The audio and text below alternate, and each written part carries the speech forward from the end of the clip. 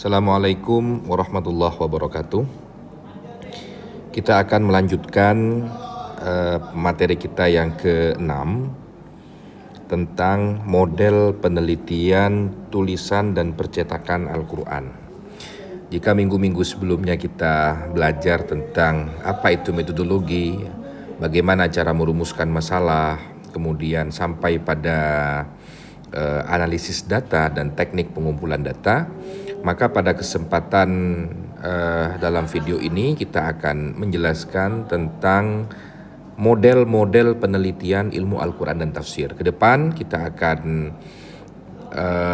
memberikan gambaran model-model penelitian ilmu Al-Quran dan tafsir, tidak hanya tulisan dan percetakan Al-Quran, tetapi model-model yang lain seperti model penelitian tokoh, model penelitian living, model penelitian lembaga Al-Quran misalnya, atau model-model penelitian sesuai dengan RPS dalam mata kuliah metodologi penelitian ilmu Al-Quran dan tafsir ini. Baik, untuk yang pertama, bahwa studi Al-Quran yang kita pelajari selama ini tidak hanya mencakup makna, tidak hanya kita belajar tentang menggali makna-makna Al-Quran, tetapi juga dalam riset-riset ada juga yang fokus kajiannya adalah manuskrip atau naskah atau tulisan dan percetakan Al-Quran.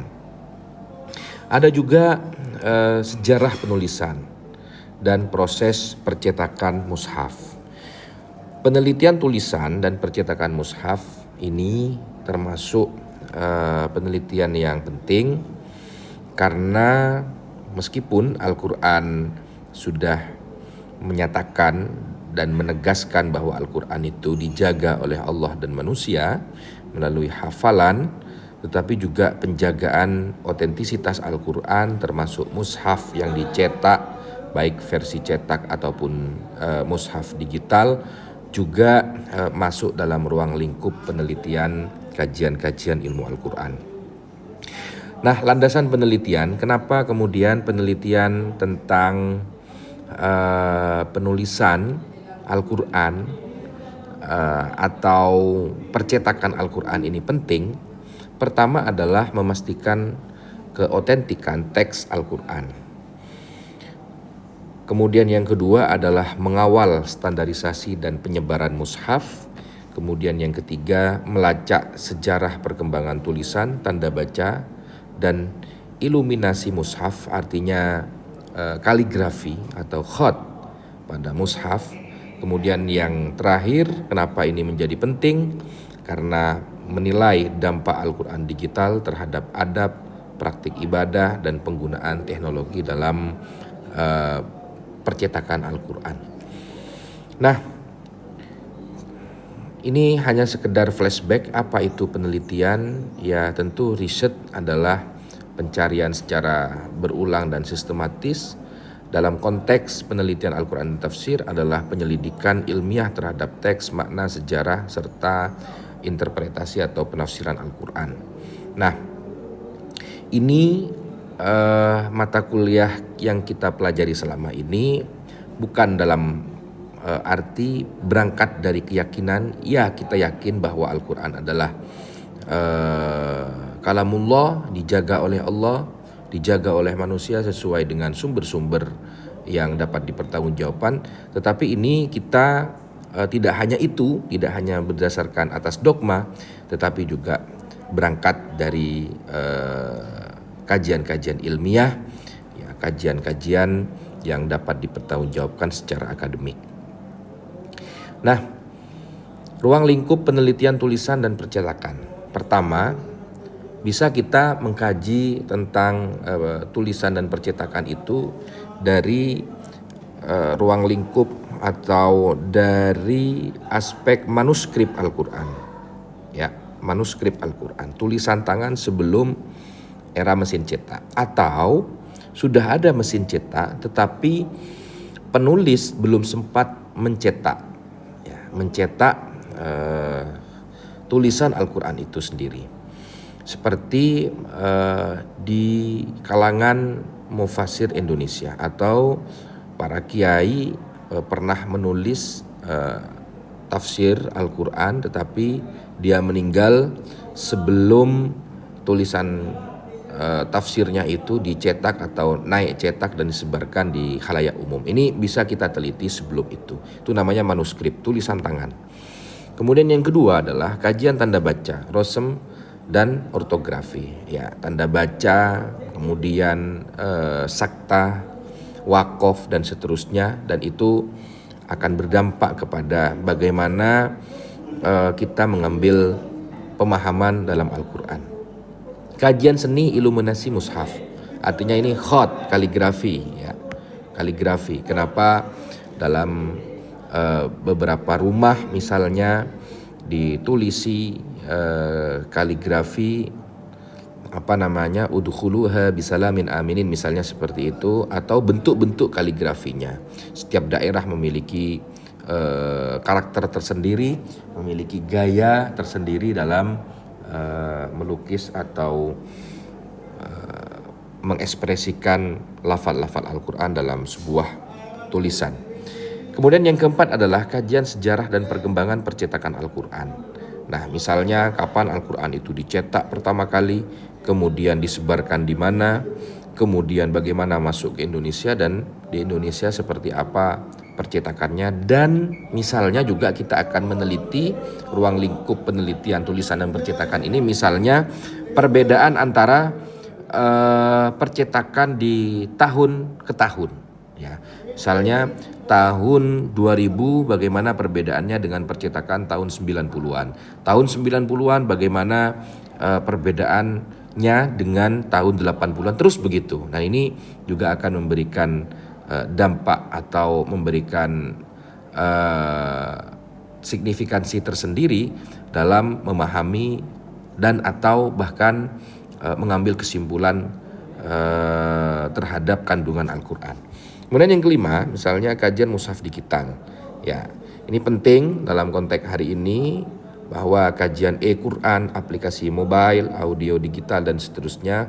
Misalnya satu pengembang dengan pengembang yang lain, satu aplikasi dengan aplikasi yang lain ditemukan ada beberapa perbedaan, misalnya perbedaan rosem, perbedaan tanda baca, kemudian perbedaan wakof dan seterusnya. Ini juga bisa kita teliti, termasuk juga dampak atau imbasnya terhadap pemahaman kita kepada Al-Quran. Kemudian ini bagian dari sejarah tadi ya. Kalau kita ingin menulis atau meneliti tentang sejarah dan perkembangan percetakan Al-Quran, maka ya sejarah penulisan Al-Quran tentu dimulai pada masa Nabi, karena Nabi sendiri yang memerintahkan Al-Quran itu ditulis. Dilanjutkan pada masa Khulafaur Rasyidin, kemudian dilanjutkan standarisasi Mushaf Utsmani ya. Kemudian fokus penelitian pada persoalan yang pertama adalah perbedaan rosem, sistem penyalinan, perkembangan gaya kaligrafi, kodek, dan varian mushaf awal. Ini kalau kita ingin meneliti sejarah penulisan Al-Quran di masa Nabi hingga masa Mushaf Utsmani. Jadi tema-tema yang bisa kita ambil bisa rosemnya, kemudian sistem penyalinannya, kemudian perkembangan gaya kaligrafi, dan kodek dan varian mushaf awal. Nah, ini bisa kita teliti dengan sumber-sumber otoritatif yang bisa kita dapatkan di Google dan di perpustakaannya. Nah, ini kalau kita ingin mengetahui sejarah percetakan Al-Quran era pramodern ya. Pertama Al-Quran dicetak di Hamburg tahun 1694, kemudian dicetak lagi pada tahun 1787 dan di Kazan itu tahun 1828. Di era modern dunia Islam itu Mushaf Mesir 1925 ya. Kemudian Mushaf Mesir ini menjadi rujukan percetakan global. Nah, kita fokus di Indonesia. Cetakan tertua Mushaf cetak Palembang ya, tahun 1848. Percetakan pada abad ke-20 di Cirebon, dan pada tahun 1974 dibentuklah ya Lajnah Pentasehan Mushaf Al-Quran ya sebagai lembaga pemerintah yang mengontrol, standarisasi peredaran mushaf di Indonesia. Oke, kita kembali lagi kepada metodologi penelitian. Nah, apa saja kira-kira yang bisa kita teliti dalam penelitian percetakan dan mushaf Al-Quran ini? Nah, secara umum memang penelitian tentang percetakan dan mushaf Al-Quran ini masuk dalam kategori library research. Ya, masuk dalam kategori library research atau penelitian kepustakaan. Bisa dari aspek historisnya, bisa deskriptifnya, bisa kajian teksnya, bisa secara semiotis atau filologis, ya. Dan tadi sudah saya singgung perbandingan mushaf. Bagaimana mushaf Al-Quran itu di Indonesia, misalnya kita spesifik di Indonesia, ya, di Indonesia misalnya, Indonesia misalnya. Nah, di Indonesia antara tahun 90 sampai tahun 80-an misalnya, ya. Tahun 80-an, tahun sebelum-sebelumnya ini bisa menjadi penelitian. Asalkan sumber datanya ada, ya, ada. Dan kita bisa misalnya memilih tema-tema tertentu, misalnya tema keluarga berencana atau KB. Nah, bagaimana keluarga berencana, pembatasan terhadap ta'addudul aulad itu di tahun 80-an dengan di tahun 2000-an misalnya, ya. Kita bisa bandingkan di situ. Kira-kira seperti apa? Nah, ini termasuk juga penterjemahan Al-Qur'annya, ya. Oke. Kita masuk lagi dimensi kajian teks Al-Qur'an. Nah, teks sebagai bahasa Arab tertulis. Kenapa kajian percetakan dan penulisan Al-Qur'an ini penting? Karena Al-Qur'an ditulis menggunakan bahasa Arab, tentu memiliki struktur, memiliki rosem, ya, gaya tulisan tersendiri, memiliki tanda baca sendiri dan stilistikanya. Nah, ini yang kita sebut adalah kajian teks di sini. Kemudian kalau kita ingin melihat teks dalam konteks sosial atau historis sosial, sejarah, ya, bagaimana latar belakangnya turunnya wahyu, kodifikasi wahyu, kemudian standarisasi, persoalan-persoalan yang misalnya bagaimana Al-Quran itu disepakati satu bacaan, misalnya juga pada masa pemerintahan siapa dan bagaimana intervensi kiroah-kiroah yang minor, ya, kenapa kemudian tidak diakomodir dan seterusnya bisa dikaji dalam standarisasi ini. Varian penulisan, ya, sholat misalnya ditulis menggunakan wawu, menggunakan alif dan seterusnya. Otoritas Mushaf Utsmani. Nah, begitu dimensi-dimensi yang bisa kita kaji. Kenapa kemudian kajian teks dan percetakan Al-Quran, maksud saya kajian mushaf dan percetakan Al-Quran ini penting untuk diteliti. Karena bagian-bagiannya, varian-variannya, misalnya dari turunnya wahyu, kodifikasi, standarisasi, ini yang bisa kita lakukan untuk di riset gitu, ya. Nah, ini kita gambarkan objeknya apa yang bisa kita teliti. Kita pertegas lagi bahwa objeknya adalah pertama mushaf kuno, ya, tulisan tangan atau tadi disebut sebagai manuskrip, ya. Kemudian mushaf standar edisi pemerintah, ini bisa juga menjadi tema dalam kajian kita tentang percetakan dan mushaf Al-Quran. Kemudian mushaf Braille, ini penting, mushaf bagi tunanetra. Kemudian mushaf anak, kadang dikasih gambar, dikasih warna-warni dan seterusnya. Itu juga perlu kita riset jika di dalamnya memiliki perbedaan antara mushaf yang standar dengan mushaf yang sudah diterbitkan untuk kalangan komunitas anak-anak. Apakah misalnya ada perbedaan antar satu mushaf dan kenapa itu berbeda? Ya, ada juga mushaf tema tertentu. Ya, ada salah satu pengembang atau penerbit yang menerbitkan mushaf Al-Quran sesuai dengan tema-tema tertentu.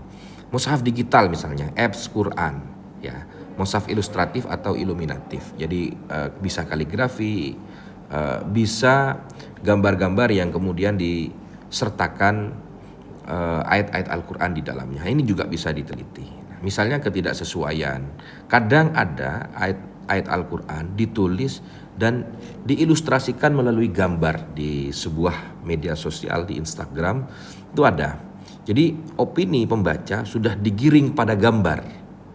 Yang menjadi fokus adalah gambar untuk menggiring opini pembaca, tetapi teks Al-Quran yang dimasukkan dalam Instagram tersebut itu justifikasi untuk mengarahkan audien atau pembaca kepada gambar tersebut. Nah, ini juga perlu kita riset bagaimana orang mengkonstruksi pemikiran seseorang dalam menggiring pada pemahaman tertentu yang apakah dia sudah sesuai dengan makna dan kandungan Al-Quran atau justru tidak sesuai.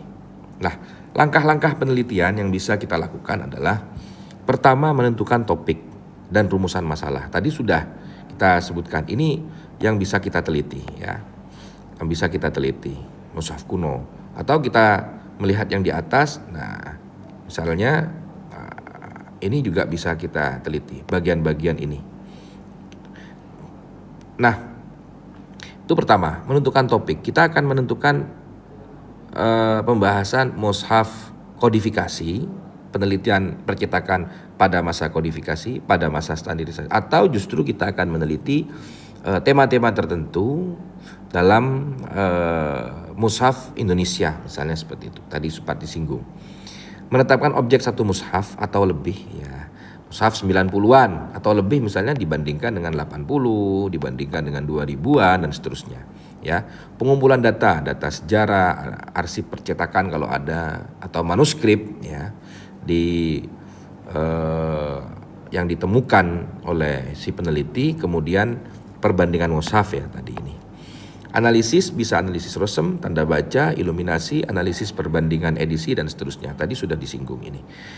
Dan penulisan laporan ilmiah, sistematis, akademik, berlandaskan literatur. Ini sesuai dengan langkah-langkah dalam metodologi penelitian. Ini gambaran, teman-teman, dan ke depan kita akan memberikan gambaran-gambaran yang lain tentang skop penelitian ilmu Al-Quran dan tafsir. Nah, penelitian tulisan dan percetakan adalah cabang penting dalam studi Quran. Itu yang pertama, kesimpulan. Kemudian yang kedua, fokusnya bisa berbeda-beda, bisa dari tafsir, ya, kemudian teks fisik, ya, sejarah, ya, produksi, dan transmisi mushaf. Metodologi utama adalah penelitian kepustakaan karena memang ini kajiannya adalah mushaf atau manuskrip, ya, dengan bisa juga pendekatan historis, tekstual ataupun filologis, ya. Nah, tetapi yang 1, 2, 3 belum menyinggung tentang Quran digital. Maka di kesimpulan terakhir, di era digital ini sebenarnya membuka ruang lingkup penelitian baru yang sangat signifikan, karena dengan terbukanya keran digital ini, para pengembang atau para sarjana yang memiliki latar belakang keilmuan teknik atau kolaborasi dengan orang yang memiliki kemampuan di bidang aplikasi untuk membuat dan menyebarkan Al-Quran digital. Nah, ini juga